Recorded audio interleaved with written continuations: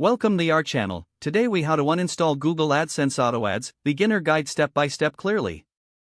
To uninstall Google AdSense Auto Ads, start by signing into your Google AdSense account. Once logged in, navigate to the Ads section on the left sidebar. In the Ads section, you'll see a list of your ad settings. Locate the option for Overview and click on it. Here, you will find the settings for Auto Ads. To disable Auto Ads, look for the toggle switch next to Auto Ads. Switch the toggle from on to off. After disabling the Auto Ads, you may want to remove any remaining auto ad code from your website. Go to your website's backend or content management system. Locate the section where you previously added the AdSense code. Remove the entire auto ad code snippet from your website's HTML.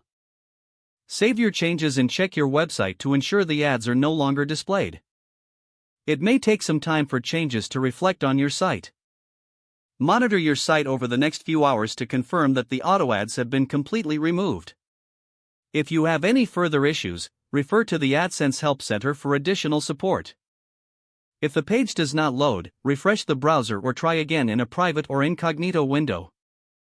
Make sure you are using the correct email address, then retype it carefully to avoid small typos. If your password is not accepted, use the reset option and create a new strong password you can remember. Check your spam folder for verification or security emails, then complete any requested confirmation steps. Enable two-factor authentication if available to improve account security and reduce unauthorized access risk. After signing in, review your profile details so your contact information and settings are accurate and current.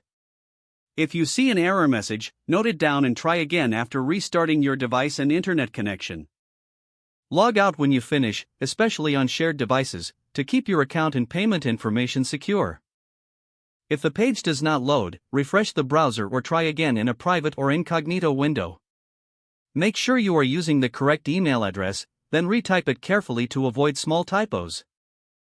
If your password is not accepted, use the reset option and create a new strong password you can remember.